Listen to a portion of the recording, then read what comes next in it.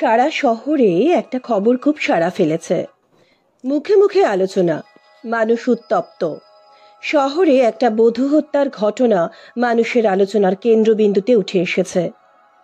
এখনো শহরে বধূ হত্যা হয় না, কোনো সাধারণ পরিবারের ঘটনা নয়, শিক্ষিত সংস্কৃতি সম্পন্ন রুচিশীল পরিবারের ঘটনা। তাই শহর জুড়ে এই ঘটনার আলোচনা প্রতিনিয়ত প্রতি জায়গায় আলোড়ন তুলেছে। যে বউটির অস্বাভাবিক মৃত্যু হয়েছে, তার স্বামী অধ্যাপক, শ্বশুরমশাই রেলের উচ্চপদস্থ কর্মচারী ছিলেন, এখন রিটায়ার্ড। শাশুড়ি রিটায়ার্ড হেডমিস্ট্রেস। এক সময় তিনি সঙ্গীত জগতেও বিচরণ করতেন। এই পরিবারে বধূ হত্যা ভাবা যাচ্ছে না। মানুষের হলোটা কি? আমরা শুনছি অদিতি হত্যা রহস্য, ঝিমলির সাথে রহস্য গল্প।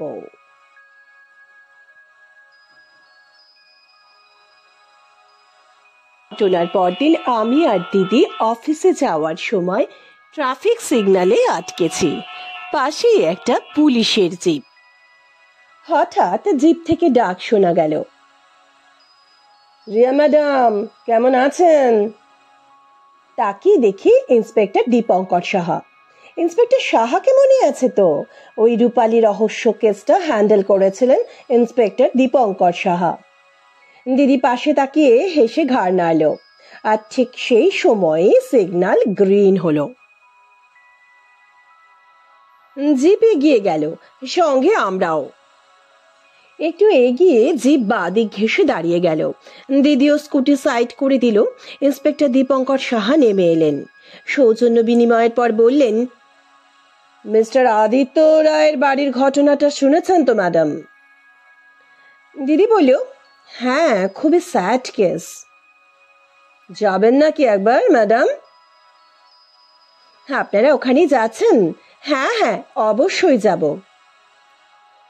ঠিক জানি, খবরটা যা আলোড়ন তুলেছে শহরে, আপনার আগ্রহ থাকবে। আপনারা আসুন তাহলে, আমরা জিপ নিয়ে এগোই। দিদি আমাকে বলল, রিনি, ইন্দ্রাণীদিকে জানিয়ে দে, আমাদের যেতে দেরি হবে। পৌঁছে গেলাম আদিত্য রায়ের বাড়ি। অনেকটা জমির উপর 3 তলা বাড়ি, বেশ কয়েক পুরুষের বাস। প্রবেশদ্বার থেকে বাড়িতে যেতে চওড়া রাস্তা, দুপাশের জমিতে ফুলের বাগান। গেটের বাইরেই পুলিশের জিপ দাঁড়িয়ে। আমরা যেতে ভেতরে ঢুকতে কোনো সমস্যা হলো না। ইন্সপেক্টর সাহা নিশ্চয়ই বলে রেখেছিলেন। গেটের ভিতর চওড়া রাস্তা দিয়ে ঢুকে বাড়ির সদর দরজা। সদর দরজার ডান দিকে বড় গ্যারেজ ঘর, বাঁ দিকে আর একটা ঘরের দরজা। বেশ বড় ঘর বলেই মনে হলো। ভেতরে ওয়াশরুম, কিচেন সবকিছু নিয়ে একটা স্বয়ং সম্পূর্ণ ব্যবস্থা। সদর দরজা দিয়ে ঢুকে সামনে সিঁড়ি। সিঁড়ি দিয়ে উঠে ডান দিকে একটা দরজা, বাঁ দিকে একটা দরজা। ডান দিকের দরজা দিয়ে ঢুকে একটা বড় ঘর, যেটা ড্রয়িং রুম হিসেবে ব্যবহৃত হয়। ওই ঘরের একটি দরজা দিয়ে ঢুকে ভেতরে বেডরুম, ওয়াশরুম অ্যাটাচ। বাড়ির এই অংশেই অর্ক ও অদিতি রায় থাকেন। বাঁ দিকের দরজা দিয়ে ঢুকে একই প্যাটার্নে ঘরগুলো রয়েছে, কেবল সামনের বড় ঘরটা ডাইনিং রুম হিসেবে ব্যবহার হয়। 3 তলায় ঠাকুর ঘর, কিচেন আর একটা বিশাল ঘরকে লাইব্রেরি হিসেবে ব্যবহার করা হয়েছে। ঘরটা বেশ বড়, প্রচুর বই, বিভিন্ন বিষয়ের বই, বিষয় ভিত্তিতে সেলফ ভাগ করা আছে। অর্ক কেমিস্ট্রির অধ্যাপক, কেমিস্ট্রির প্রচুর বই রয়েছে, আর আছে প্রচুর হিস্ট্রির বই। এছাড়াও বিভিন্ন বিষয়ের বই রয়েছে, বিভিন্ন স্বাদের গল্পের বই। একটা লোহার আলমারিও আছে, তালা দেওয়া। পরে জেনেছিলাম ওই আলমারিতে আছে বেশ কিছু প্রাচীন পুঁথি। অদিতি রায় ইতিহাসের ছাত্রী, প্রাচীন পুঁথি, মুদ্রা এসব বিষয়ে খুবই আগ্রহী। উত্তরাধিকার সূত্রে কিছু পেয়েছেন, এগুলো সংগ্রহে ওনারও খুব আগ্রহ। উনি ইতিহাসের গবেষণারত ছাত্রী। গবেষণার কারণে বিভিন্ন প্রত্নতাত্ত্বিক খনন কার্যেও অংশগ্রহণ করতেন। ভেতরে গিয়ে দেখলাম জিজ্ঞাসাবাদ শুরু হয়েছে। গতকালের ঘটনার আকস্মিকতায় সকলে এতটাই বিধ্বস্ত ছিলেন যে ভালোভাবে জিজ্ঞাসাবাদ করা যায়নি। আর অদিতির হাজব্যান্ড অর্ক রায় গতকাল ছিলেন না। উনি একটা সেমিনারে নর্থ বেঙ্গল গিয়েছিলেন। পুলিশ চলে যাওয়ার পর উনি ফিরেছেন। গতকাল থেকেই বাড়ির বাইরে পুলিশ পোস্টিং আছে। যে ঘরটিতে দুর্ঘটনা ঘটেছে সেই ঘরটিকে পুলিশ সিল করে দিয়েছে প্রমাণ সুরক্ষিত রাখার জন্য।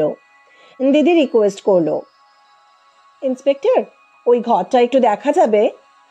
ইন্সপেক্টর সাহা একজন কনস্টেবলকে নির্দেশ দিলেন, ঘরটা একটু খুলে দিন তো। ঘরটা খুলে দিলে আমি আর দিদি ঢুকলাম। অদিতিকে গলা টিপে শ্বাসরোধ করে মারা হয়েছে। বিছানাতে ধস্তাধস্তের চিহ্ন স্পষ্ট। দিদি ঘুরে ঘুরে দেখছে আর মাঝে মাঝে মোবাইলে ছবি তুলছে। বেডরুমে শোয়ার জন্য পুরোনো দিনের মেহগনি কাঠের খাট, একটা লোহার আলমারি, একটা ড্রেসিং টেবিল আর একটা স্টাডি টেবিল ও চেয়ার আছে। টেবিলের উপর বেশ কিছু বই, খাতা, পেন স্ট্যান্ডে পেন, পেন্সিল রয়েছে।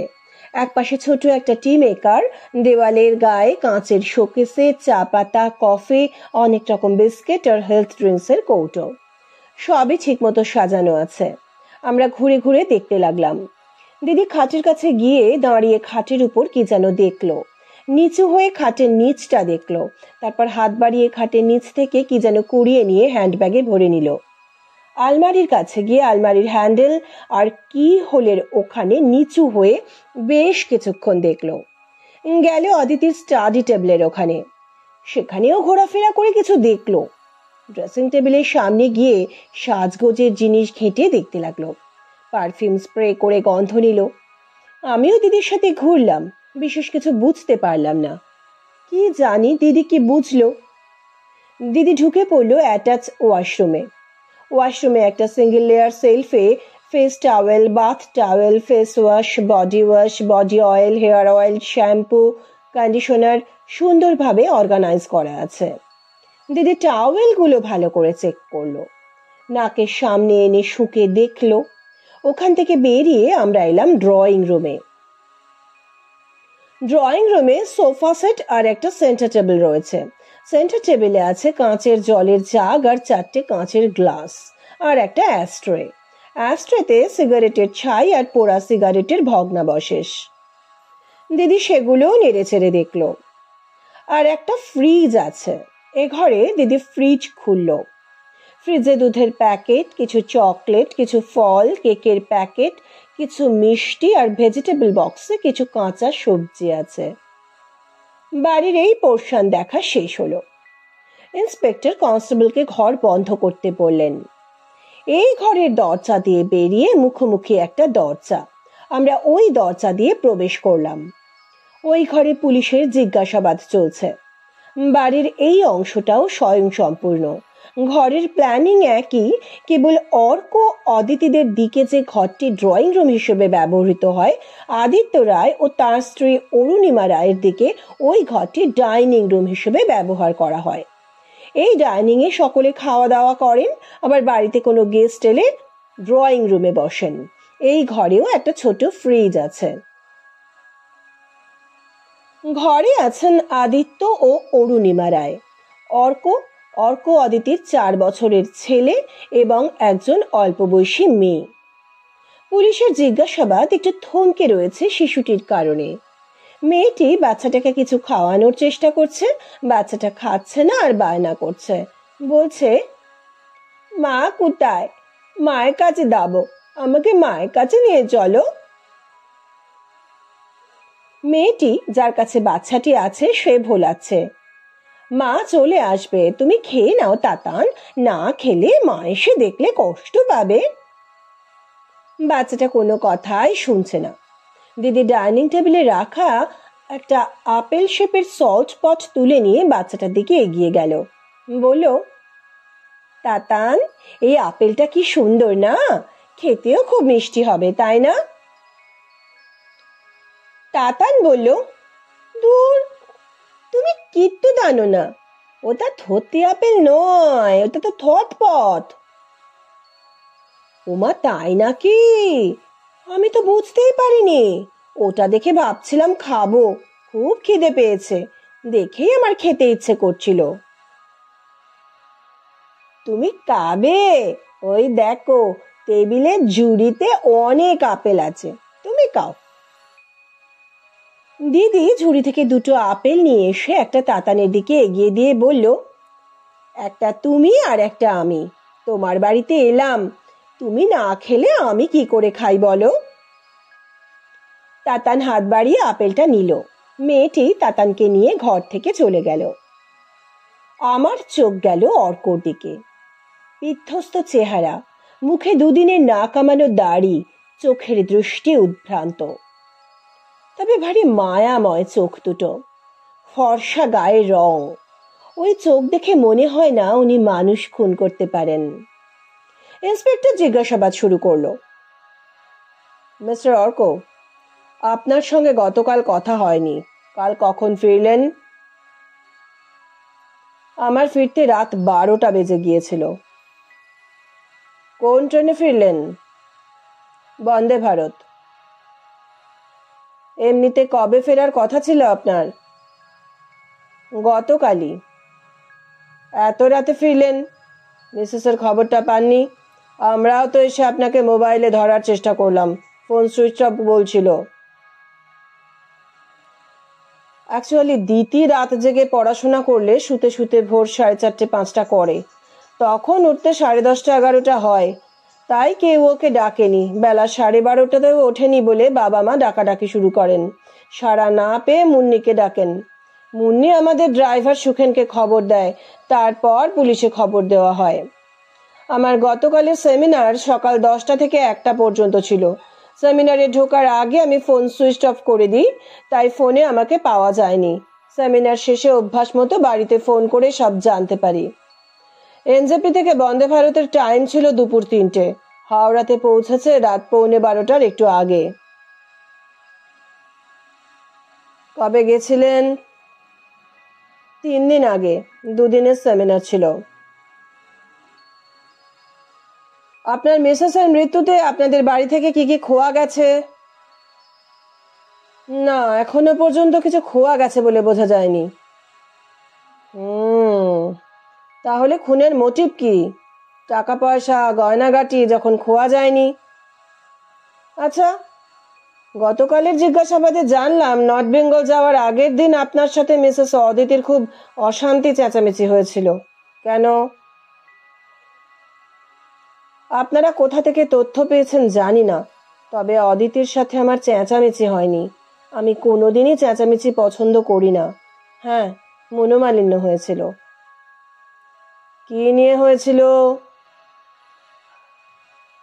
অর্ক চুপ করে গেলেন। চোয়াল শক্ত হলো। বলুন বলুন, চুপ করে গেলে হবে? মুখ ভরা অস্বস্তি নিয়ে অর্ক বললেন, অদিতি প্রাচীন বাংলার ইতিহাস নিয়ে গবেষণা করছিল। সেই প্রয়োজনে কিছুদিন আগে ও মুর্শিদাবাদ গিয়েছিল। অ্যাকচুয়ালি গবেষকদের একটা টিম গিয়েছিল। ওই টিমে রাজর্ষি নামে একজন ছিলেন যাকে আমি পছন্দ করি না। এই নিয়েই মনোমালিন্য। না পছন্দ করার কারণ? অদিতির সঙ্গে কলেজে পড়তো। আমার মনে হতো ছেলেটি অদিতিকে স্পেশাল অ্যাটেনশন দিত। তখন থেকেই ওর সাথে বন্ধুত্ব নিয়ে আমার সাথে একটু রাগারাগি হতো। আপনাদের কতদিন বিয়ে হয়েছে মিস্টার অর্ক? 7 বছর হলো। অদিতি ফার্স্ট ইয়ারে পরীক্ষা দেবার পরই আমাদের বিয়ে হয়। অদিতির বাবা অদিতির ছোটবেলাতেই চলে গিয়েছিলেন। অদিতির এইচএস এর আগে ওর মায়ের ক্যান্সার ধরা পড়ে, তাই আর দেরি করেননি। আমাদের বিয়ের কয়েক মাসের মধ্যেই উনি চলে যান। বিয়েটা কিভাবে হয়েছিল? আমি তখন কলেজে সবে লেকচারার হিসেবে জয়েন করেছি। কলেজের একজন সিনিয়র অধ্যাপক একদিন আমাদের বাড়িতে আসেন এবং বাবা মাকে অদিতিদের বাড়ির অবস্থা জানিয়ে বিয়ের প্রস্তাব দেন। উনি অদিতির মামা ছিলেন, অকৃতদার। উনিও 2 বছর হলো চলে গেলেন। তার মানে মিস্টার অর্ক, আপনার মিসেসের বাপের বাড়ির দিকে আর কেউ নেই? না, সেরকম আর কেউ নেই। মানে মিসেস অদিতির আর কোথাও যাওয়ার জায়গা ছিল না? কি বলছেন বলুন তো? কোথায় যাবে? এটাই তো ওর বাড়ি। বাবা মা ওকে নিজের মেয়ের থেকে কোনো অংশে কম ভালোবাসে না। আর আপনি? অর্কর সমস্ত শরীরে রক্ত যেন মুখে উঠে এলো, মুখ রক্তিম বর্ণ ধারণ করলো। আচ্ছা মিস্টার অর্ক, রাজর্ষির সঙ্গে কি মিসেস অদিতির সত্যি কোনো অন্যরকম সম্পর্ক ছিল? না, ছিল না। ওরা খুব ভালো বন্ধু ছিল। অদিতি, রাজর্ষি আর সৌমি, এই তিনজন খুব ভালো বন্ধু ছিল। একই প্রফেসরের আন্ডারে ওরা গবেষণা করছিল। তাহলে কেন মনোমালিন্য? একটু চুপ করে থেকে অর্ক বললেন, ভালোবাসার ধর্মই তাই।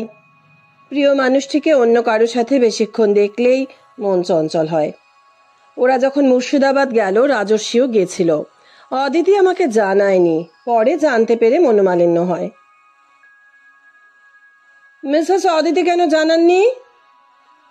ও ভয় পেয়েছিল। রাজর্ষি যাচ্ছে শুনলে যদি ওকে যেতে না দিই তাই, কিন্তু ওর গবেষণার জন্য যাওয়াটা প্রয়োজন ছিল।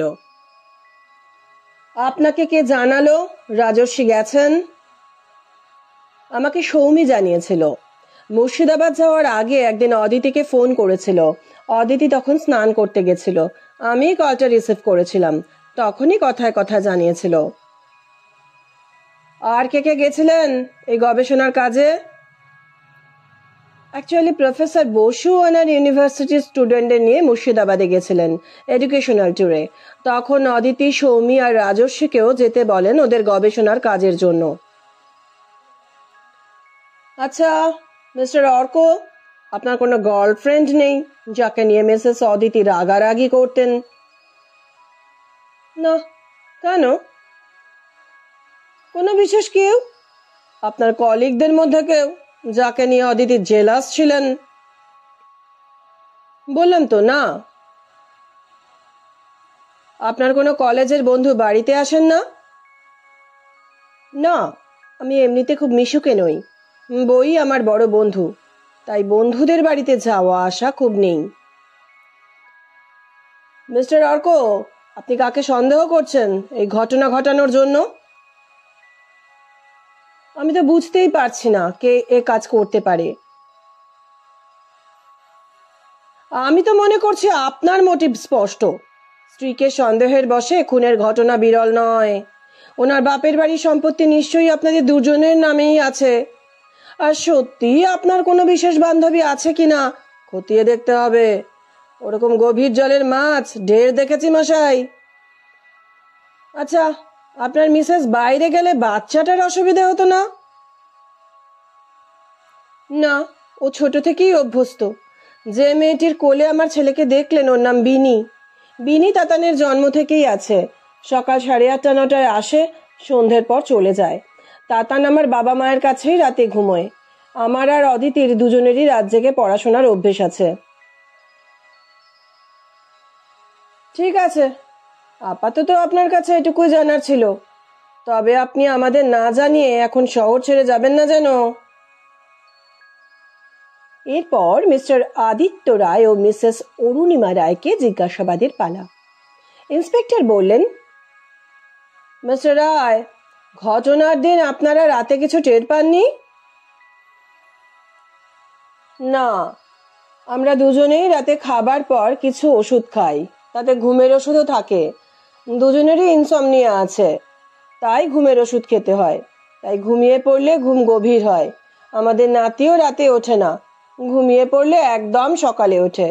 তাছাড়া আমাদের বাড়ির প্ল্যানিং এমন যে 2 ঘরের দরজা বন্ধ করলে 2টো পোর্শন সেপারেট হয়ে যায়। খুব শব্দ না হলে ঘুম ভাঙে না। আপনারা ওই দিন কোনো শব্দ পাননি? না, সেরকম কিছু বুঝতে পারিনি। বুঝতে পারেননি না বুঝতে চাননি, কোনটা? এত বছর বিয়ে হয়েছে, বৌমা সেবা করার পরিবর্তে আপনাদের উপর বাচ্চার দায়িত্ব দিয়ে গবেষণা নিয়ে ব্যস্ত। শ্বশুর শাশুড়ি হয়ে আর কতদিন ভালো লাগে বলুন?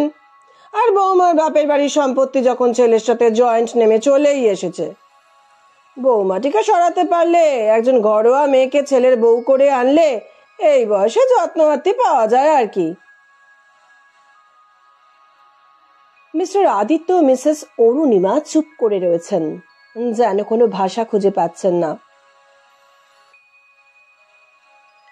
অর্ক বললেন, কি বলছেন এসব? বাবা মা বয়স্ক মানুষ, ওনারা কি করে এ কাজ করবেন?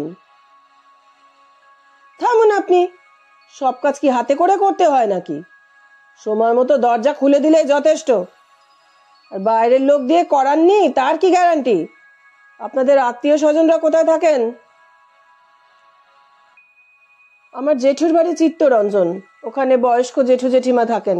ওনাদের একমাত্র মেয়ে আমেরিকাতে বিয়ে হয়েছে। মামা বাড়ি দুর্গাপুর, মামারও একটি মেয়ে কর্মসূত্রে ব্যাঙ্গালোরে আছে। ঠিকানাগুলো দেবেন, কনফার্ম করব। আপনি এভাবে বলছেন? আমাদের মতো বাড়িতে বধূ হত্যা? সম্পত্তি কি আমাদের কিছু কম আছে? আর একটা শিক্ষিত সুস্থ মানসিকতা সম্পন্ন পরিবার আমাদের। আরে রাখুন মশাই, বড় পরিবার? এই পুলিশে চাকরি করে এরকম বড় পরিবার অনেক দেখেছি। ভেতরে যে সব কি থাকে কল্পনাও করা যায় না। আপনারা তিনজনের কেউ শহর ছেড়ে যাবেন না। ইন্সপেক্টর দিদির দিকে ঘুরে জিজ্ঞেস করলেন, ম্যাডাম, আপনি ওনাদের বেডরুম দেখতে চান? হ্যাঁ দেখব, তবে তার আগে আমার আরো কিছু জানার আছে। শিওর, আপনি প্রশ্ন করতে পারেন। দিদি অর্কর দিকে ফিরতে অর্ক বললেন, আপনার প্রশ্নের উত্তর দেওয়ার আগে আপনার পরিচয় জানালে ভালো হয়। ইন্সপেক্টর বললেন, উনি একজন private detective, miss Riya Chatterjee. সঙ্গে ওনার অ্যাসিস্ট্যান্ট মিস রিনি সেন। ওনার একটি ডিটেকটিভ এজেন্সি আছে, অ্যারো ডিটেকটিভ এজেন্সি। যদিও উনি ওনার এজেন্সি থ্রুতেই কাজ করেন, কাজের সূত্রে আমাদের সঙ্গে ওনার যোগাযোগ আছে। আপনাদের কেসে উনি আগ্রহী বলে আমাদের সঙ্গে এসেছেন। আপনি ওনার সঙ্গে সহযোগিতা করলে আপনাদেরই ভালোই হবে।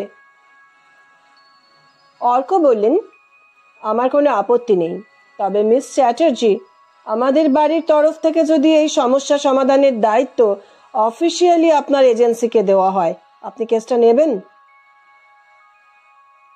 দিদি বলল, আপনাদের সঙ্গে কথা বলে জানাচ্ছি। আচ্ছা, আপনি সিগারেট খান? হ্যাঁ খাই, কখনো সখনো, বিশেষত রাত জেগে পড়াশোনা করলে বেশি খাই। আপনার মিসেসও তাই? না, ও সিগারেট খেত না। ও পড়াশোনা করলে চা অথবা কফি করে খায়। আমাদের স্টাডি টেবিলে একটা টি মেকার রাখা থাকে। আপনার মিসেস তাহলে বিয়ের পর গ্রাজুয়েশন কমপ্লিট করেন, মাস্টার্সও তাই, তারপর গবেষণা করছিলেন। ট্যালেন্টেড বলতে হবে। আপনাদেরও নিশ্চয়ই ফুল সাপোর্ট ছিল? হ্যাঁ, আমাদের বাড়ির পরিবেশই লেখাপড়ার। অদিতি নিজেও লেখাপড়ায় ভালো। আচ্ছা, উনি যে প্রাচীন বাংলার ইতিহাস নিয়ে গবেষণা করছিলেন, মাঝে মাঝেই তো বাইরে যেতে হয়, আপনার আপত্তি ছিল না? না, কেন আপত্তি থাকবে? দেখলাম দিদি অর্কর মুখের অভিব্যক্তির দিকে তীক্ষ্ণ নজর রাখছে। আচ্ছা, এবার গবেষণার জন্য অদিতিরা মুর্শিদাবাদের কোন দিকে গেছিলেন? হাজারদুয়ারির দিকে? ওই দিকটাতেই তো ঐতিহাসিক নিদর্শনের খাজানা আছে বলে মনে করা হয়। না মিস চ্যাটার্জি, অদিতিদের ডেস্টিনেশন ছিল রক্তমৃত্তিকা মহাবিহার। বহরমপুর থেকে কান্দির দিকে যেতে পড়ে কর্ণসুবর্ণ। শশাঙ্কের রাজধানী কর্ণসুবর্ণ?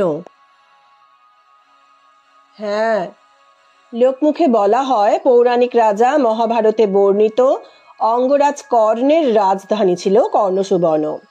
প্রাচীন বাংলার মানে এখনকার পশ্চিমবঙ্গে একটি বিখ্যাত মহাবিহার, অর্থাৎ বৌদ্ধ সন্ন্যাসীদের বিশ্ববিদ্যালয় ছিল। এটা ৫ম শতাব্দীতে গুপ্ত যুগে প্রতিষ্ঠিত হয়েছিল। এটি নালন্দা মহাবিহারের থেকেও প্রাচীন ছিল।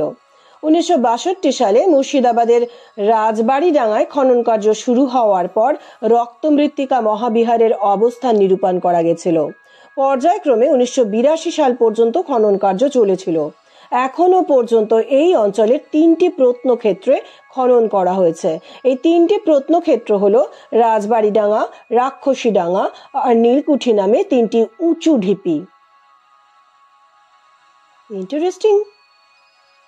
হ্যাঁ, অদিতিরা ওই রক্তমৃত্তিকা মহাবিহারের ধ্বংসাবশেষ নিয়ে কাজ করতে গেছিল। আমরা মন্ত্রমুগ্ধের মতো শুনছিলাম। আমি বলেই ফেললাম, আপনি কেমিস্ট্রির অধ্যাপক, কিন্তু ইতিহাসের উপর যে বক্তব্য রাখলেন, না বলে দিলে বিশ্বাসই হবে না আপনি ইতিহাসের অধ্যাপক নন। স্মিত হেসে অর্ক বললেন, আগেই বলেছি আমাদের বাড়িতে লেখাপড়া খুব সহজে হয়, আর আমি ছোট থেকেই সব বিষয়ের গভীরে গিয়ে পড়েছি। রক্তমৃত্তিকা নিয়ে অবশ্য রিসেন্ট পড়াশোনা, অদিতির সঙ্গে আলোচনার জেরে। এবার দিদি বলল, একটু অন্য প্রসঙ্গে আসি। অদিতি সাজতে ভালোবাসতেন? হ্যাঁ, সাজতে ভালোবাসতো। কেন বলুন তো? আপনাদের বেডরুমে ড্রেসিং টেবিলে নেইল পলিশ আর লিপস্টিকের অনেক কালেকশন দেখলাম। তাছাড়া skin care product, makeup, body spray, perfume, এগুলো ব্র্যান্ডেড কোম্পানির। ওয়াশরুমেও বিভিন্ন ব্র্যান্ডেড কোম্পানির প্রোডাক্ট দেখলাম। হ্যাঁ, অদিতি খুব শৌখিন, নিয়মিত পার্লারেও যেত। ও আচ্ছা, উনি হেয়ার কালার করতেন? হ্যাঁ, করতেন মাঝে মাঝে। কোনো স্পেসিফিক কালার পছন্দ করতেন? হ্যাঁ, ও বার্গেন্ডি কালার প্রেফার করতো। আর লিপস্টিক? লিপস্টিক ড্রেস অনুযায়ী চেঞ্জ করে করে পরতো। ও ড্রেসিং টেবিলে অনেক কালেকশন পাবেন।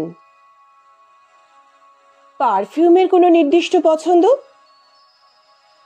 কোকো শ্যানে আর গুচি ব্লুম ওর পছন্দের পারফিউম। আচ্ছা, এবার মিস্টার আদিত্য ও অরুণিমার বেডরুমটা দেখে নি। আমরা ওনাদের বেডরুমে প্রবেশ করলাম। ওনাদের বেডরুমে কিং সাইজ একটা লো বেড, গোদরেজের আলমারি, ড্রেসিং টেবিল আর ছোট্ট টেবিল চেয়ার। বুঝলাম ওটা তাতানের জন্য। টেবিলে ছোটদের বাংলা ইংরেজি ছড়ার বই, ছবির বই, খাতা, পেন্সিল, রবার, স্কেল এইসব আছে। খাটের পাশে একটা টেবিলে ওষুধপত্র, জলের বোতল, টি মেকার। দেওয়ালে শোকেসে চা পাতা, কফি, বিস্কুট, হেলথ ড্রিঙ্কস ইত্যাদি। দিদি জিজ্ঞেস করলো, দুটো ঘরেই আলাদা করে টি মেকার দেখছি। অর্ক বললেন, আমাদের কিচেন ওপরে। মুন্নি দিনে দুবার চা করে দেয়, অন্য সময় খেলে আমরা ঘরে করে নিই। তারপর বাচ্চার হেলথ ড্রিঙ্ক তৈরি, দুধ গরম করা, এগুলো হয়ে যায়। আপনাদের নিচে দেখলাম একপাশে গ্যারেজ ঘর, অন্য পাশে একটা ঘর। ওই ঘরে কেউ থাকেন, ড্রাইভার বা অন্য কেউ? ওই ঘরটার ব্যবস্থাও আমাদের ওপরের ঘরের মতো। ওই ঘরে কেউ থাকে না, ড্রাইভার কাছাকাছি থাকে। আর আমি অদিতি দুজনেই ড্রাইভ করতে পারি। বাবা মার প্রয়োজনে আমরা না থাকলে ড্রাইভারকে খবর দেওয়া হয়। আচ্ছা, আপনাদের 3 তলাটা একটু দেখব। অর্ক বলল, আসুন। সবাই মিলে গেলাম 3 তলায়। 3 তলায় কিচেনে একটি মেয়েকে দেখলাম। দিদি অর্কর কাছে মেয়েটির পরিচয় জানতে চাইল। অর্ক বললেন, ওর নাম মুন্নি, ও আমাদের রান্না করে থাকে। ওকে আসতে বারণ করেছিলাম, খাওয়া দাওয়ার আর কোনো ইচ্ছে নেই, ও নিজেই এসেছে। দিদি বলল, মুন্নি, কোথায় থাকো? এই কাছেই থাকি দিদি ভাই। তোমাকে আসতে তো অর্ক দাদাবাবু বারণ করেছিলেন, তাও কেন এসেছো? বারণ করলে কি হবে, চাটি মুখে তো দিতে হবে। জেঠু জেঠি অতগুলো করি ওষুধ খান, পেটে দুটি না দিলে চলে? নাকি প্রমাণ লোপাটের জন্য এসেছো মুন্নি? কি বলতেছেন দিদিমণি? ড্রাইভার তো তোমার বাড়ির কাছেই থাকে, দুজনে মিলে যুক্তি করে কাজটা করেছো। তোমরাই তো জানতে অর্ক দাদাবাবু বাড়ি নেই, কাজটা সহজ হবে। কেন করলে মুন্নি? না গো দিদি ভাই, আমাকে ছেড়ে দাও, আমি বাড়ি চলে যাই। এখন একদম বাড়ি যাবে না, এখন কাজ করো, এখন নিয়মিত কাজে আসবে। একদম পালানোর চেষ্টা করবে না, আমরা খবর নেব, মনে থাকে যেন। এরপর ঢুকলাম ঠাকুর ঘরে। ঠাকুর ঘরটাও বেশ বড়, শ্বেত পাথর দিয়ে বাঁধানো ঠাকুর ঘর। শ্বেত পাথরের সিংহাসন, শিবলিঙ্গ, নারায়ণ, লক্ষ্মী, গণেশ, কালীঘাটের মা কালী, হরপার্বতী সবাই বিরাজ করছেন সেখানে। দেওয়ালের গায়ে শ্বেত পাথরেরই তাক করা আছে। প্রদীপ, ঘণ্টা, কাঁসর, শঙ্খ, গঙ্গা জলের পাত্র, ঠাকুরের কাঁসার থালা, বাটি, গ্লাস সব রাখা সেখানে। এক পাশে একটা লোহার আলমারি তালা দেওয়া। ইন্সপেক্টর বললেন, ওই আলমারিতে কি আছে? অর্ক বললেন, উত্তরাধিকার সূত্রে পাওয়া ঠাকুরের কিছু দামি বাসনপত্র আলমারিতে আছে। ইন্সপেক্টর বললেন, খুলে দেখান। অর্ক নিচে গিয়ে চাবি নিয়ে এলেন। আলমারি খুলতে দেখা গেল সোনার উপর বাসনপত্র, রূপই বেশি আছে। লকার খুলতে দেখা গেল দামি পাথর বসানো একটা ছোট্ট সোনার মুকুট। ইন্সপেক্টর আলমারি বন্ধ করলেন। এ চাবি কার কাছে থাকে মিস্টার অর্ক? দিতির কাছে। ঠাকুর পুজো ওই করে। মা সব দায়িত্ব ওকেই ছেড়ে দিয়েছেন। বাতের ব্যথায় নিজে বড্ড কষ্ট পান, আর দ্বিতীয় মা বাবাকে খুব ভালোবাসে। সত্যি বলছে ইন্সপেক্টর, দিতিকে আমরা মাথায় করে রেখেছিলাম। বড় ভালো মেয়েও। বলতে বলতে গলা ধরে এলো অর্কর। এরপর গেলাম লাইব্রেরিতে। লাইব্রেরির কথা তো আগেই বলেছি। লাইব্রেরির টেবিলে কিছু ফাইল পত্র আছে। দিদি সেগুলো দেখতে লাগলো। ইন্সপেক্টর বললেন, মিস্টার অর্ক, এই আলমারিটা খুলুন। অর্ক ইতস্তত করে বললেন, এই চাবিটা খুঁজে পাচ্ছি না, অদিতি কোথায় যে রেখেছে।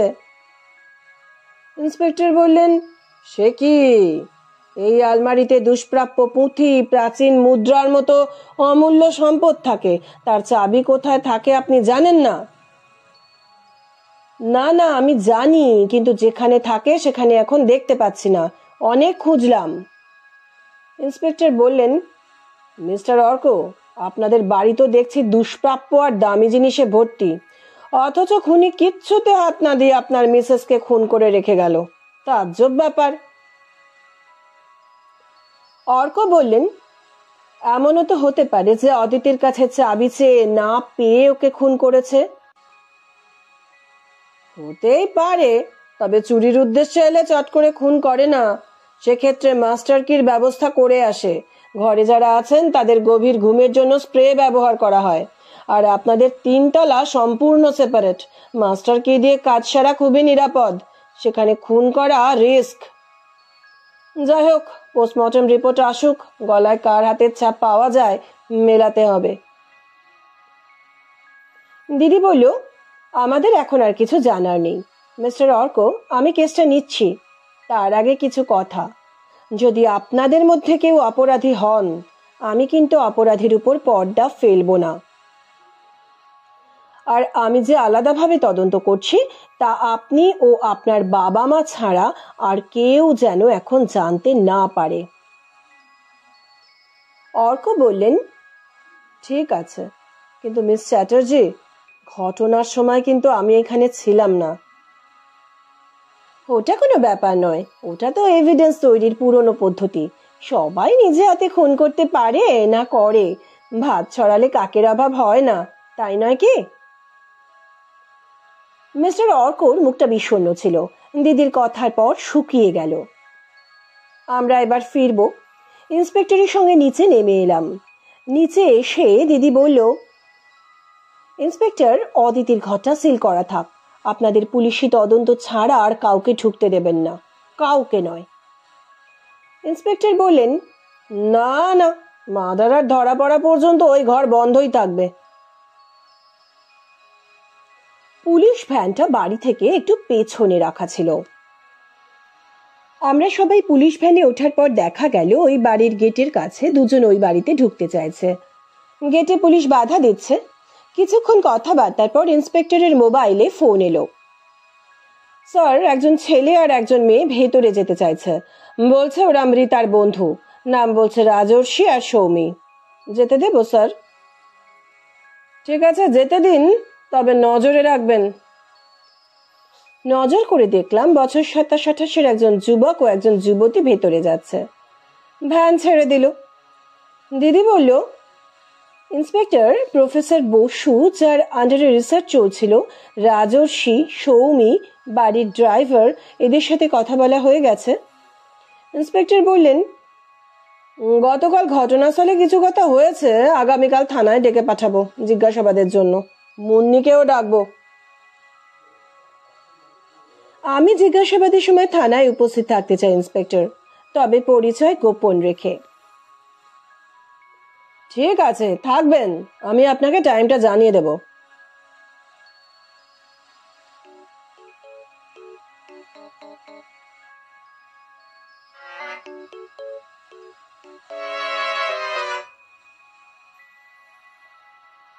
পরের দিন ইন্সপেক্টর ফোনে জানালেন 3 জনকে আলাদা আলাদা টাইম দিয়েছেন।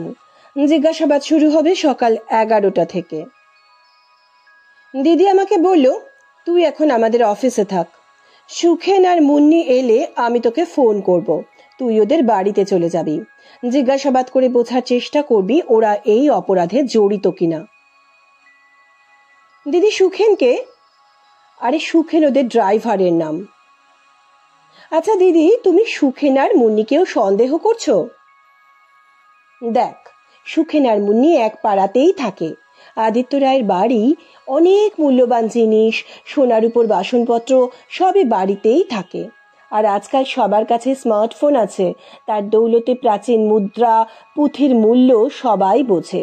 টাকার দরকার সবার আছে। তুই ওদের বাড়ি গিয়ে বোঝবার চেষ্টা কর পরিস্থিতিটা। বেলার 12টার দিকে দিদির ফোন এলো, মুন্নি এসেছে। সুখেনের সময় দুপুর 1টা। আমি যেন ওদের বাড়ির উদ্দেশ্যে বেরিয়ে যাই। উবের বুক করে চলে গেলাম মুন্নিদের পাড়ায়। একটু আগেই নামলাম। আমার সঙ্গে আছে একটা মাঝারি সাইজের ব্যাগ, তাতে আছে বেশ কিছু shampoo, conditioner, hair oil, body অয়েলের শ্যাশে। খুঁজতে খুঁজতে মুন্নিদের বাড়ি চলে গেলাম। একটা নির্দিষ্ট অঞ্চলে অনেক ছোট ছোট বাড়ি, একটা করে ঘর, বাইরে বাথরুম, ঘরের বাইরে এক চিলতে বারান্দা, তার একপাশে রান্নার ব্যবস্থা। ঘরের সামনের সিঁড়িতে উঠে দরজায় ঠক ঠক আওয়াজ করলাম।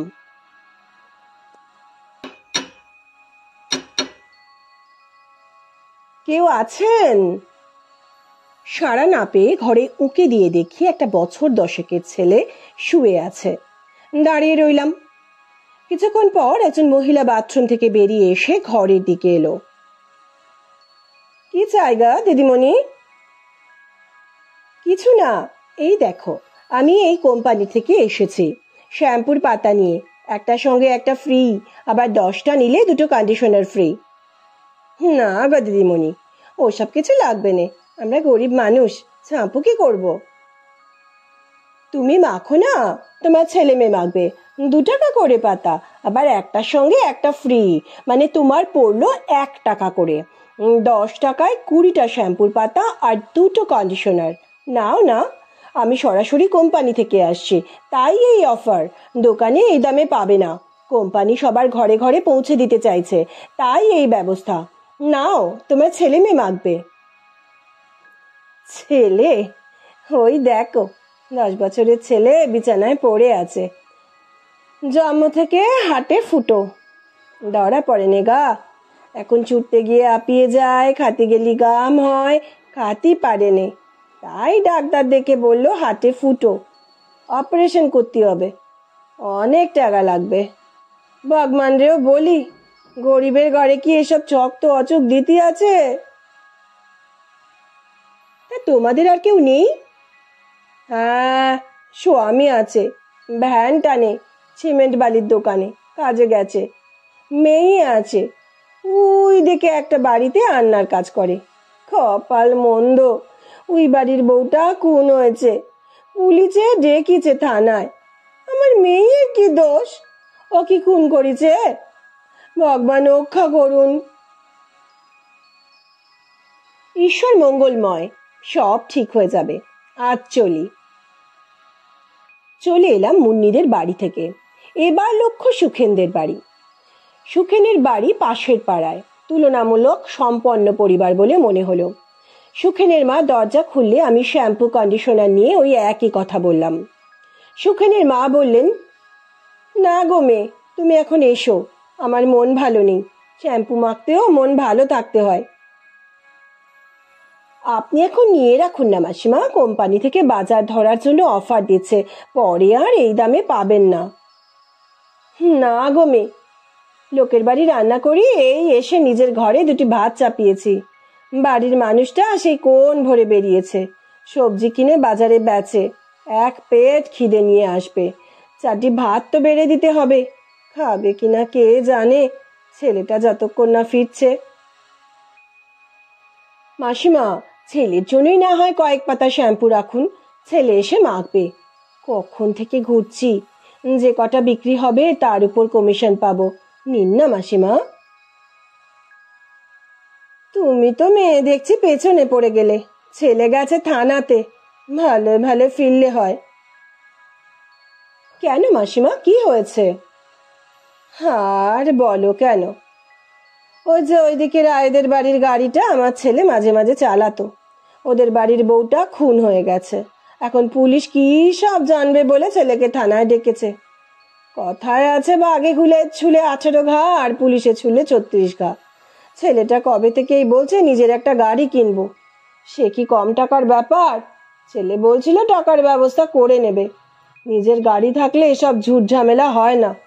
কোথা থেকে যে ব্যবস্থা হবে কে জানে। ঠাকুর ঠাকুর মঙ্গল করো। হ্যাঁ মাসিমা, ঠাকুর সব ঠিক করে দেবেন, আপনার ছেলের গাড়ি কেনার টাকারও ব্যবস্থা হয়ে যাবে। এখন নিন না কটা শ্যাম্পু। তুমি তো ছাড়বে না দেখছি, দাও দেখি কটা পাতা। আমি 10 টাকা নিয়ে 20 পাতা শ্যাম্পু আর 2টো কন্ডিশনার দিয়ে এগিয়ে গেলাম। বড় রাস্তায় উঠে উবের বুক করে সোজা আমাদের অফিসে। দিদি এলো 6টা নাগাদ, হাতে 3 প্যাকেট চিকেন চাউমিন। সেগুলোর সদ্ব্যবহার করতে করতে দিদি বলল, রিনি, তোর কি খবর, কি বুঝলি? হ্যাঁ গো দিদি, দুজনেরই মোটিভ আছে। মুন্নির ভাইয়ের হাটে ফুটো, অপারেশনের জন্য অনেক টাকা লাগবে, আর সুখে নিজের জন্য একটা গাড়ি কিনতে চায়, তাই তারও অনেক টাকা দরকার। আবার বাড়িতে বলেছে টাকার ব্যবস্থা করে নেবে। দিদি চায়ের অর্ডার দিয়েছিল, চায়ে চুমুক দিয়ে বলল,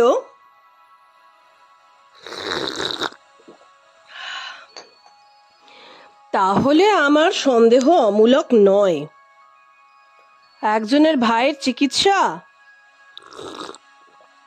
আর অন্যজনের গাড়ি কেনার জন্য অনেক টাকারই দরকার। দিদি, তুমি থানায় সবার কথা শুনে কি বুঝলে? দিদি হেসে বলল, কাল বলবো, এখন বাড়ি যাই, কাল একটু বেরোবো। থানার প্রফেসর বসুর মুখে বাংলার প্রথম স্বাধীন শাসক শশাঙ্কের রাজধানী কর্ণসুবর্ণের কথা শুনে মনটা বড় টান ছেড়ে, মনের এই ইচ্ছের উপর পলি পড়ে যাওয়ার আগে ভাবছি ঘুরেই আসি। আর আমি, যাবি তো চল, গোছগাছ করে নিবি বাড়ি গিয়ে, বেশি দিন না, 2 দিনের ট্যুর। আমাদের অবস্থা দেখে ইন্দ্রাণীদি মুচকি হাসল, বলল, কেস অসম্পূর্ণ রেখে এরকম বেড়ানো সত্যিই বেড়ানো নাকি বাহানা? দিদি হেসে ফেলল, হাসলে ভারী মিষ্টি দেখায় দিদিকে। পরের দিন সকাল 7টায় গাড়ির হর্ন বাজলো আমার বাড়ির সামনে।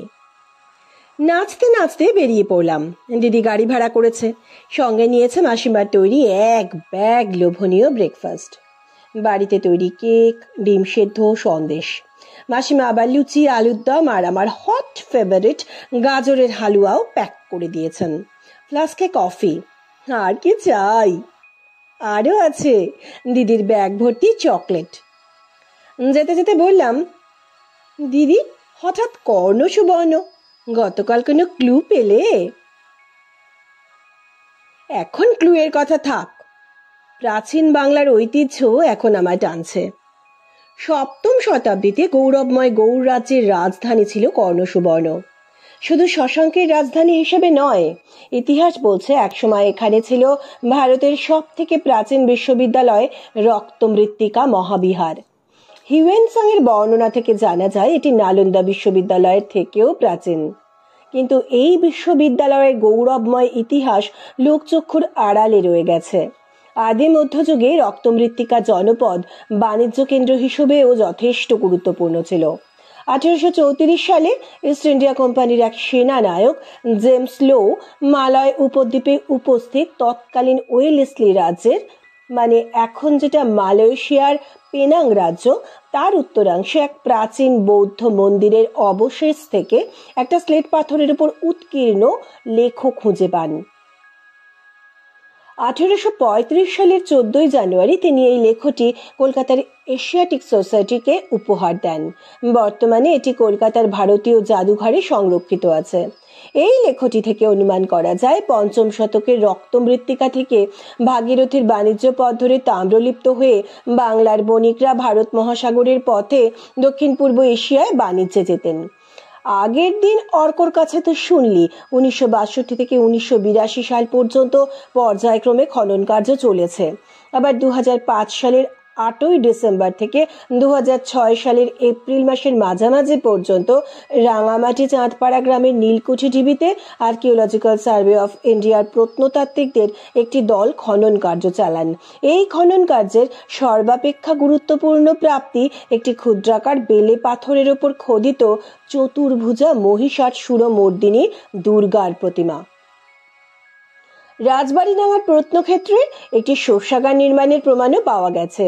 এছাড়া শিলমোহর, ধাতব বুদ্ধ প্রতিমা ও গণেশ মূর্তিও পাওয়া গেছে।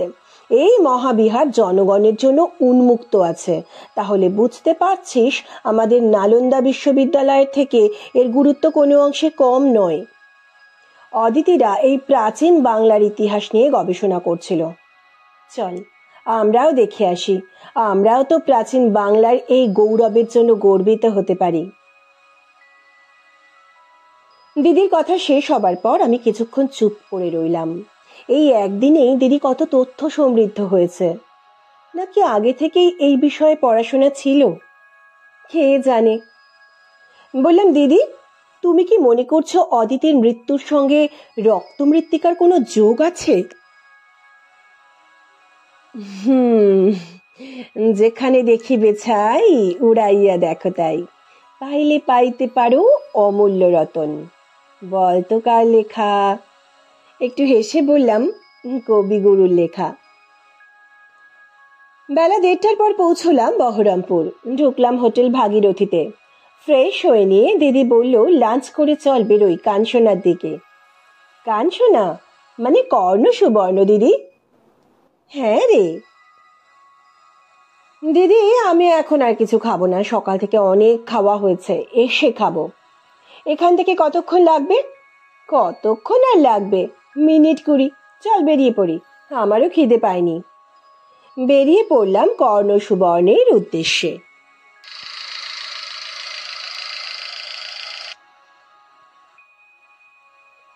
জায়গাটা রাস্তা থেকে সামান্য উঁচু একটা ঢিবির মতন অংশ। এখানেই প্রত্নতাত্ত্বিকরা খনন কার্য চালিয়ে লাল ইটের তৈরি একটি প্রাচীন নির্মাণের ধ্বংসাবশেষ আবিষ্কার করেন। তারা মনে করেন এই ধ্বংসাবশেষটি প্রাচীন রক্তমৃত্তিকা বৌদ্ধ বিহারের ভগ্নাবশেষ।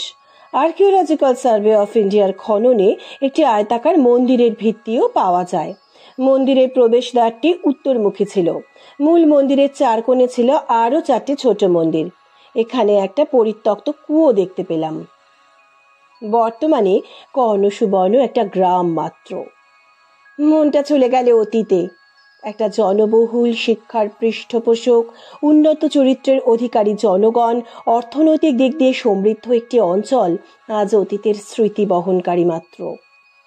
একসময় বাংলার গৌরবের সাক্ষী এই অঞ্চল সেরকম গুরুত্বপূর্ণ পর্যটন স্থল হিসেবেও গড়ে ওঠেনি। দিদি বলল, চল আশপাশের গ্রাম থেকে ঘুরে আসি। চললাম দিদির সাথে গ্রাম ঘুরতে। একটা বাড়ির দালানের ওপর উঠে বসে পড়লাম। একজন বয়স্ক ভদ্রমহিলা ঘর থেকে বেরিয়ে এসে বললেন, কোত্থেকে এসেছো গো মেয়েরা? জেঠিমা, একটু খাবার জল পাওয়া যাবে? ভদ্রমহিলা ঘরে গিয়ে কয়েকটা গুড়ের বাতাসা আর খাবার জল এনে দিলেন। উঠোনে মাটির উনুনে ভাত ফুটছে। ও জেঠিমা, আজ কি রান্না হচ্ছে গো তোমাদের? আমি গল্প জুড়ে দিলাম। একটু দূরে একটা মাঠে বেশ কিছু ছোট ছোট ছেলে মেয়ে খেলা করছে। দিদি এগিয়ে গেল সেদিকে। দেখি দিদি ওদের সাথে কথা বলতে বলতে কখন খেলতে শুরু করে দিয়েছে। রীতিমতো টিপ করে পিট্টুর গুটি ফেলছে। দিদি পারেও বটে। কিছুক্ষণ পরে দেখি সবাই বসে গল্প করছে। দিদি ব্যাগ থেকে চকলেট বার করে বাচ্চাদের দিচ্ছে, গল্প করছে, ওদের কথা শুনছে। মাঠের পাশে একটা মাটির ঘরে ঢুকে খানিকক্ষণ সময়ও কাটিয়ে এলো। একসময় ফিরে এসে বলল, আজকে আসি জেঠিমা, আপনাদের গ্রাম খুব সুন্দর, গ্রামের মানুষগুলো আরো সুন্দর। গাড়ি করে ফিরে এলাম বহরমপুরে, হোটেল ভাগীরথীতে। ফ্রেশ হয়ে খেতে খেতে দিদি বলল, কাল সকালে মুর্শিদাবাদ ঘুরব। রুমে গিয়ে দিদি মোবাইলে কাউকে ফোন করে নিচু গলায় কি কথা বলল সব বুঝতে পারলাম না। পরের দিন সকালে ব্রেকফাস্ট সেরে বেরিয়ে পড়লাম মুর্শিদাবাদ ভ্রমণে। হাজারদুয়ারি, ইমামবাড়া, মদিনা মসজিদ, বাচ্চাওয়ালি তোপ, ওয়াসেফ মঞ্জিল বা নিউ প্যালেস, ঘড়িঘর, কাটরা মসজিদ, জাহান কোষা কামান, চাঁদনি বাজার, কাঠগোলা বাগানবাড়ি, জগৎ শেঠের বাড়ি, নসিপুর রাজবাড়ি, কাটরা মসজিদ, মতিঝিল, ফুটি মসজিদ সব দেখলাম। ভাগীরথী নদীর ওপারে সিরাজের সমাধিস্থল দেখলাম। আর দেখলাম পলাশীর ঐতিহাসিক প্রান্তর। সন্ধে ভাগীরথীর বুকে নৌকাবিহার করে ফিরে এলাম। সারাদিন ঘোরাঘুরি করে বেশ টায়ার্ড। তাড়াতাড়ি খেয়ে নিয়ে শুয়ে পড়লাম। ঘুম নেমে এলো চোখে। ঘুমের মধ্যে মনে হলো আমি একটা বৌদ্ধ বিহারে চলে গেছি। ঘন্টা বাজছে ঢং ঢং ঢং। এক জায়গায় বৌদ্ধ ভিক্ষুরা ধ্যান করছেন, অন্য একটি জায়গায় বুদ্ধদেবের উপাসনা হচ্ছে, আর এক জায়গায় শিক্ষাদান চলছে। উমা, দেখি প্রফেসর বসু, প্রফেসর অর্ক রায়, আরো একজন কে যেন পড়াচ্ছেন। চেনা চেনা লাগছে, কিন্তু চিনতে পারছি না। কি যেন একটা খুব চেনা লাগছে। মাথার মধ্যে না মনে করতে পারার অস্বস্তিতে ঘুম ভেঙে গেল। চোখ খুলে দেখে দিদি উঠে পড়েছে, ফ্রেশ হয়ে ব্যাগ গুছাচ্ছে আর টিভিতে সকালের খবর শুনছে। আমাকে চোখ খুলতে দেখে মিষ্টি হেসে বলল, সুপ্রভাত, উঠে পড়, রেডি হয়ে নে, আজ বাড়ি ফিরবো। সকালের খবর শুনিসনি তো? শোন ভালো করে।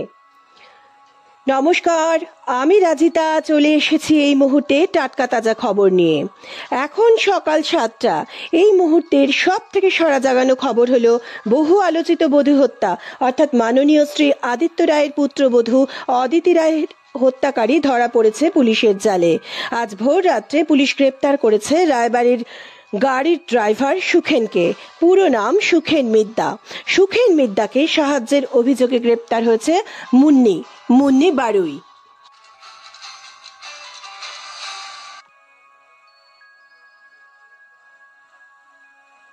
আমার স্বপ্নের ঘোর, ঘুমের আমেজ সব কেটে গিয়ে মাথাটা পরিষ্কার হয়ে গেল। প্রথম সকালে চোখে মুখে জলের ছিটে দেওয়ার আগেই লাফিয়ে উঠলাম বিছানা থেকে। দিদি, আমাদের কর্ণ সুবর্ণ যাত্রা মাঠে মারা গেল। দিদি খুব শান্তভাবে বলল, কেন রে? খুনি যে রায়বাড়িতেই বসেছিল দিদি। তাতে কি? ওদের তো মোটিভ ছিল, তুই উদ্ধার করেছিলি। আমি তো তোকে বললাম প্রাচীন বাংলার ইতিহাস আমায় টানছে। নালন্দা মহাবিহারের থেকেও প্রাচীন মহাবিহারের সঙ্গে মুর্শিদাবাদের অন্যান্য ঐতিহাসিক স্থানগুলো ঘোরা হলো। পরিপূর্ণ মন নিয়ে বাড়ি চল, অপরাধী ধরা পড়েছে। এ তো ভালো কথা। তুমি যে বললে যেখানে দেখিবে ছাই। হ্যাঁ, তাই তো। ছাইয়ের নিচে কি সব সময় অমূল্য রতন পাওয়া যায়? আমরা যা খুঁজতে এসেছিলাম পাইনি বটে, কিন্তু যে রতন পেলাম তাই বা কম কিসে। মন ভরে গেল। এখন রেডি হ, ব্রেকফাস্ট করে বেরিয়ে যাব।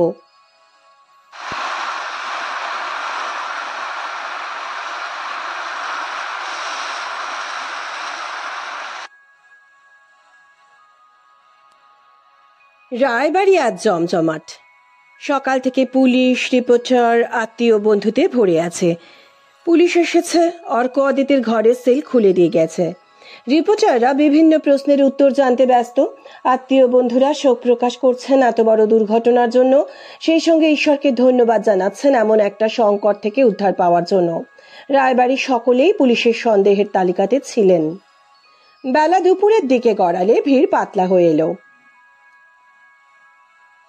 রায় বাড়িতে দ্বীপ্রাহরিক আহার শেষ হলো। দুপুর 3টে নাগাদ অর্কর মোবাইলে একটা ফোন এলো।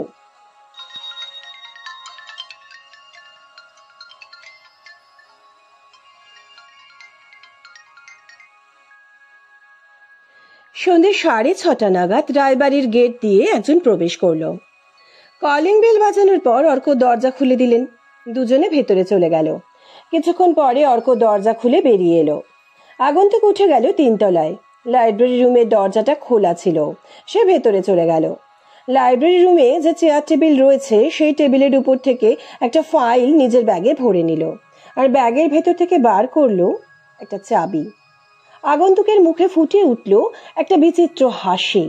এগিয়ে গিয়ে চাবিটা লোহার আলমারিতে লাগাতেই অকস্মাৎ একটা বইয়ের আলমারির পেছন থেকে কেউ বেরিয়ে এসে পেছন থেকে ঝাঁপিয়ে পড়লো ওই আগন্তুকের উপর। আগন্তুক পেছন ফিরে তার চুল টেনে মাটিতে শুইয়ে দেওয়ার চেষ্টা করতেই ওই দ্বিতীয় ব্যক্তি ক্যারাটের প্যাঁচে ওই আগন্তুককে ধরাশায়ী করলো। বলল, তোমার খেলা শেষ। খেলা কিন্তু এত সহজে শেষ হলো না। আগন্তুকও কম চায় না। সেও অদ্ভুত কায়দায় উঠে পড়ল। তার হাতের বিশেষ কায়দায় বলে দিল সেও ক্যারাটের প্যাঁচে পারদর্শী। ততক্ষণে আরেকটা বইয়ের আলমারির পেছনে লুকিয়ে থাকা তৃতীয় ব্যক্তির মোবাইল থেকে ফোন চলে গেছে নির্দিষ্ট জায়গায়। কয়েক মিনিটের মধ্যেই সিঁড়িতে শোনা গেল কয়েক জোড়া ভারী বুটের শব্দ। কয়েকজন মহিলা পুলিশ ছুটে এসে প্রথম আগন্তুকের হাতে হাতকড়া পরিয়ে দিল।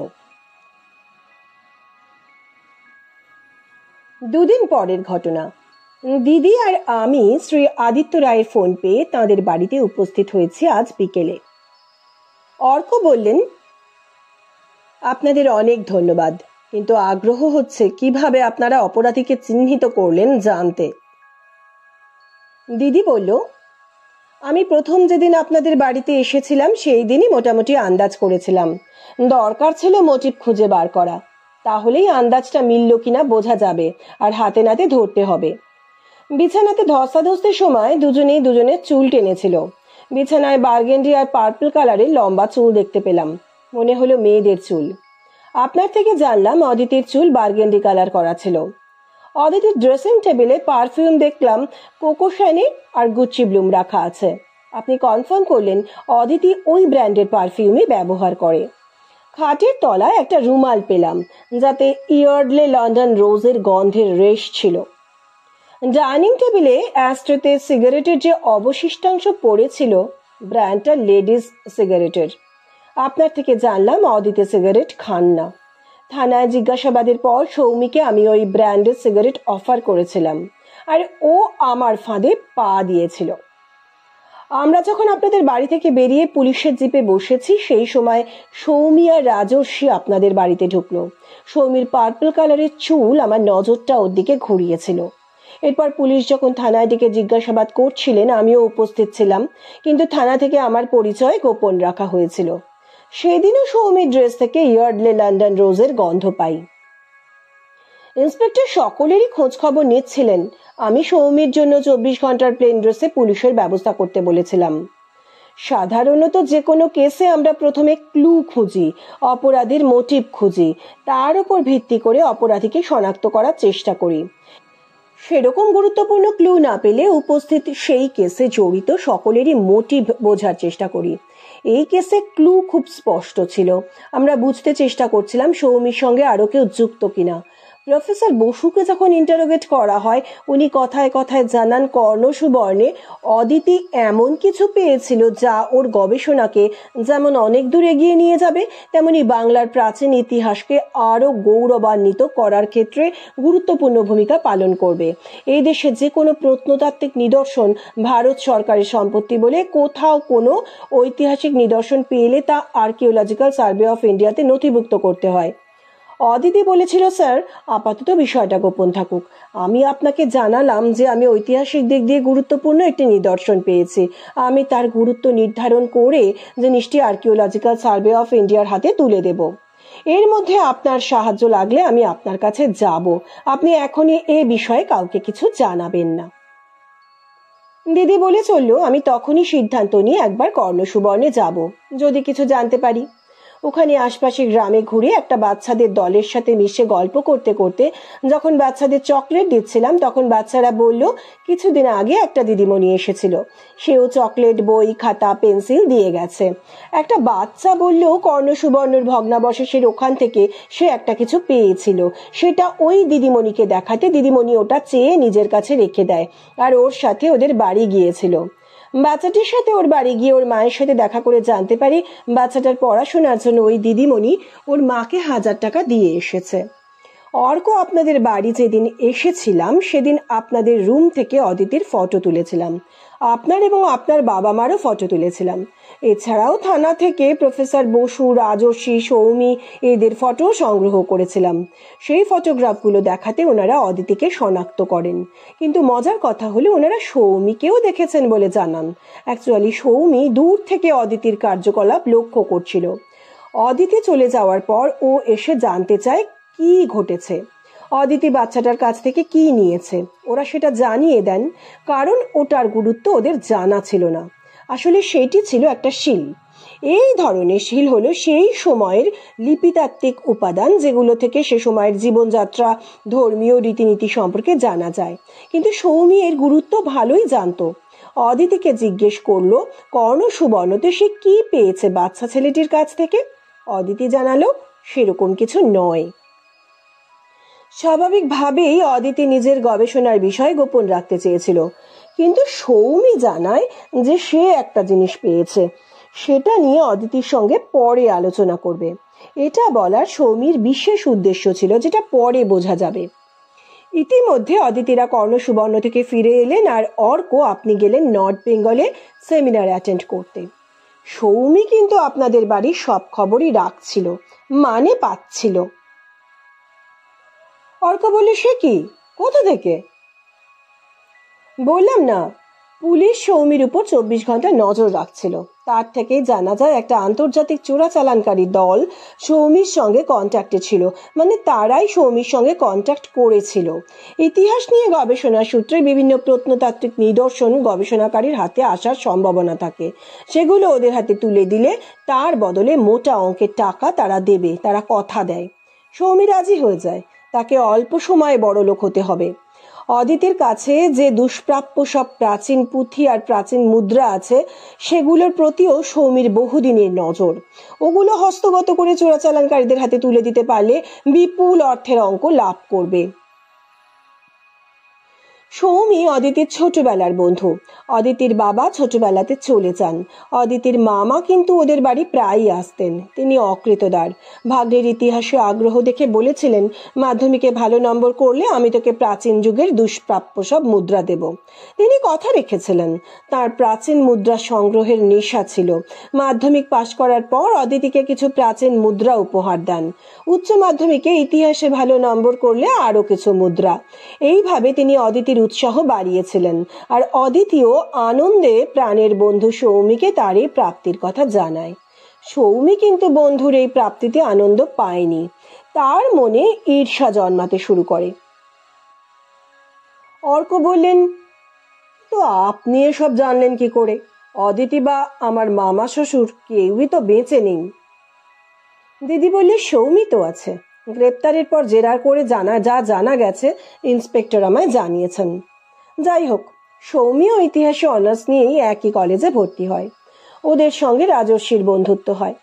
অদিতির মা অসুস্থ ছিলেন বলে অদিতির বিয়ে হয়ে যায়।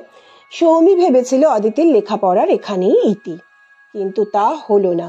উল্টে অদিতি শ্বশুর মশাইয়ের থেকে পেল প্রাচীন পুঁথি। ওর শ্বশুর মশাইয়ের নেশা ছিল এগুলি সংগ্রহ করা। বিয়ের পর আনন্দে এই খবরটাও অদিতি শেয়ার করেছিল সৌমি রাজর্ষির সঙ্গে। রাজর্ষি বিষয়টা স্বাভাবিকভাবে নিলেও সৌমির ঈর্ষার আগুনে ঘৃতাহুতি হয়েছিল। সৌমির যাতায়াত ছিল এই বাড়িতে। অদিতির সৌভাগ্যেও মনে মনে জ্বলে পড়ে যাচ্ছিল। অর্থনৈতিক দিক দিয়ে বলশালী, সম্ভ্রান্ত শ্বশুরবাড়ি, সুপুরুষ, সুশিক্ষিত অধ্যাপক স্বামী, তারপর কোলে এলো ফুটফুটে ছেলে। তাতেও অদিতির লেখাপড়া বন্ধ হলো না।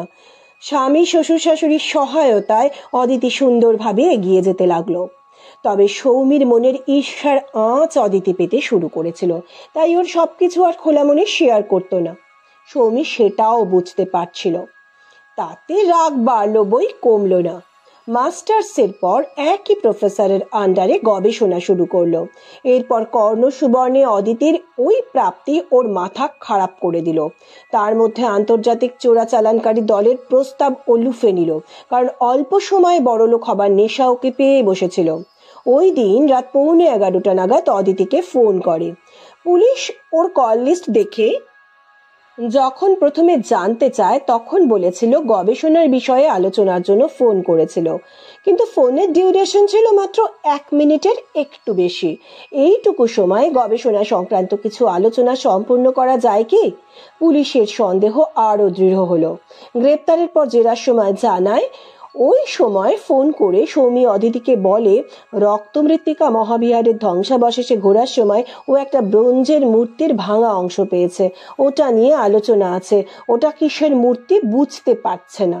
দুজনের যৌথ প্রচেষ্টাতে যদি কিছু উদ্ধার হয় তাহলে যৌথ গবেষণার ফসল হিসেবে দুজনে স্বীকৃতি পাবে। অদিতি হয়তো মনে মনে ভেবেছিল, তাহলে সে কি সৌমিকে ভুল বুঝতে শুরু করেছে? হয়তো শিক্ষাক্ষেত্রের স্বাভাবিক প্রতিযোগিতাকে ও হিংসা বলে ভুল করেছে। অদিতি তাকে পরের দিন সকালে আসতে বলে, কিন্তু সৌমি জানায় তাকে পরের দিন তার বাড়ি যেতে হবে হালি শহরে। তার মায়ের শরীর ভালো যাচ্ছে না, মাকে তার কাছে নিয়ে আসবে। বাবা রিটায়ারমেন্টের পর মা বাবা পুরনো বাড়িতে গিয়েই আছে। সৌমি পড়াশোনার জন্য এখানে থেকে গেছে। মাকে তার কাছে কিছুদিন রেখে ট্রিটমেন্ট করিয়ে সুস্থ করে তারপর মাকে রেখে আসবে। তখন অনেক দেরি হয়ে যাবে। অদিতি রাজি হয়ে গেল। ওদিকের পোর্শনে শ্বশুর শাশুড়ি ছেলে ঘুমোচ্ছে। অদিতি নিজেই গিয়ে গেট খুলে দিল। সৌমি চূড়ান্ত কিছুর জন্য প্রস্তুত হয়েই এসেছিল। আসার পর সৌমি বলে অদিতি কর্ণ সুবর্ণ থেকে যেটা পেয়েছে সেটা দেখাতে। অদিতি কিছুতেই রাজি হলো না। সৌমি মরিয়া হয়ে ওঠে। আজ সে খালি হাতে কিছুতেই যাবে না। এরকম সুযোগ রোজ আসে না। ও অদিতিকে বুঝতে দেয় না ওর মনোভাব। ওয়াশরুমে যাবে বলে সেখানে গিয়ে হাতে গ্লাভস পরে নেয়। ওয়াশরুম থেকে সে অতর্কিতে আক্রমণ করে অদিতিকে। অদিতি একটুও প্রস্তুত ছিল না সৌমির এ ধরনের আচরণের জন্য। সৌমি অদিতিকে বিছানাতে ফেলে ওর গলা টিপে ধরে, কিন্তু অদিতি কিছুতেই বলতে রাজি হয় না কোথায় রাখা থাকে এইসব দুষ্প্রাপ্য জিনিস। গলায় চাপ বাড়তে থাকায় অদিতি বলে ফেলে ওপরের লাইব্রেরিতে লোহার আলমারিতে সব আছে। সৌমি জানতে চায় ওপরের আলমারির চাবি কোথায়। অদিতি জানায় ওর বেডরুমের আলমারিতে আছে। বেডরুমের আলমারির চাবির খোঁজ নেওয়ার পর ঈর্ষা, রাগ, লোভ সব একসঙ্গে কাজ করার ফলে সৌমি দিকবিদিক জ্ঞান শূন্য হয়ে অদিতির গলা টিপে খুন করে। সৌমি বুঝতেও পেরেছিল অদিতিকে বাঁচিয়ে রাখলেও ধরা পড়ে যাবে, কিন্তু বেডরুমের আলমারি খুললেও লাইব্রেরির আলমারির চাবির খোঁজ পাওয়া সহজ হলো না। ওই আলমারি অর্ডার দিয়ে বানানো হয়েছিল। ওতে একটা গুপ্ত প্রকোষ্ঠে লাইব্রেরির আলমারির চাবি রাখা ছিল। সেটা খোলা খুব সোজা ছিল না। সৌমি বোঝে অদিতিকে তাড়াহুড়ো করে মেরে দেওয়া হয়েছে। যাই হোক, প্রায় 2.5-3 ঘন্টার চেষ্টায় যখন গুপ্ত প্রকোষ্ঠ খুলে লাইব্রেরির আলমারির চাবির খোঁজ পেল, তখন শেষ রাত্রি। সৌমি প্রমাদ গুনল, এরপরে বাড়ি থেকে বেরোলে পাড়ার কারোর চোখে পড়ে যাবার সম্ভাবনা। 3 তলাতে গিয়ে নিজের ফাইল লাইব্রেরি রুমের টেবিলে রাখে, যাতে আবার এই রুমে আসার বাহানা দিতে পারে। তারপর লাইব্রেরির আলমারির চাবিটা নিয়ে সৌমি বেরিয়ে গেল। সেই জন্য আমরা যেদিন আপনাদের বাড়ি এসেছিলাম সেদিন আপনি চাবিটা খুঁজে পাননি। দরজা বাইরে দিয়ে টেনে দিল, মেইন গেটে তালা দিল না। অদিতি রাত জেগে পড়াশোনা করলে ভোরবেলা শোবার আগে বাইরের গেটের চাবি খুলে দেয়, বাড়ির দরজাও ভেজিয়ে রাখে। মুন্নি এসে অন্য দিনের মতো ঢুকে পড়ল। মনে কোনো সন্দেহ হয়নি। মুন্নি রান্নাবান্নার সঙ্গে ঘরের অন্যান্য কাজও করতো, তাই ও সকালেই আসতো। এই বিষয়টা ওই জন্য ওর নজরে আসেনি। থানায় ডেকে জেরা করার সময় বিষয়টা নজরে আসে। আমরা বুঝেছিলাম সৌমি আবার আপনাদের বাড়ি আসবে, আর খুব শিগগিরই আসবে। তাই পুলিশ মুন্নি আর সুখেনকে গ্রেপ্তার করে খবরটা টেলিভিশনে প্রচার করে সৌমির এ বাড়িতে আসার সুযোগ করে দিল। সৌমিও টোপটা গিলল। এর পরের কাজ কিভাবে হয়েছে আপনারা তো জানেন। সৌমি লাইব্রেরিতে ফাইল ফেলে গেছে, ওটা নেবে বলে আপনাকে ফোন করে। আমি তো আপনাকে আগে থেকেই বলে রেখেছিলাম এরকম প্রস্তাব এলে রাজি হয়ে যাবেন, আর আপনিও কাজের বাহানায় সৌমিকে লাইব্রেরি রুম খুলে দিয়ে বেরিয়ে যাবেন। তাতে সৌমি মনে করবে ওর কাজটা আরো সহজ হলো। আমি আর রিয়া আপনাদের লাইব্রেরিতে আত্মগোপন করেছিলাম। আপনাদের বাড়ির বাইরে একটু দূরে পুলিশ ছিল। বাকিটা তো আপনারা দেখলেন। ঈর্ষার লোভ মানুষকে কোথায় নিয়ে যেতে পারে। গবেষণা করে সফল হয়ে সম্মানের জীবনযাপনের থেকে দুষ্কৃতীদের সঙ্গ দিয়ে অপরিমিত অর্থের লোভ সৌমিকে এই পরিণতির দিকে টেনে নিয়ে গেল। জীবন চলে গেল একটা নিরপরাধ মেয়ের। ছোট বাচ্চা তার মাকে হারালো। অর্ক মাথা নিচু করে ফেলল, হয়তো চোখের জল লুকোতে। আদিত্য রায় ওদের পারিশ্রমিকের টাকাটা ছাড়াও খুশি হয়ে বেশ কিছু টাকা পুরস্কার বাবদ দিলেন। উনি মুন্নির ভাইয়ের চিকিৎসার ভারও নিলেন, আর সুখেনের গাড়ি কেনার টাকার একটা বড় অংশ দেবেন বলে জানালেন। আদিত্য রায়ের বাড়ি থেকে বেরোতেই দিদির ফোনে ইন্সপেক্টর রজতাভর ফোন। একটা বড় সড়ো ট্রিট পাওনা হলো, মিস হয় না যেন।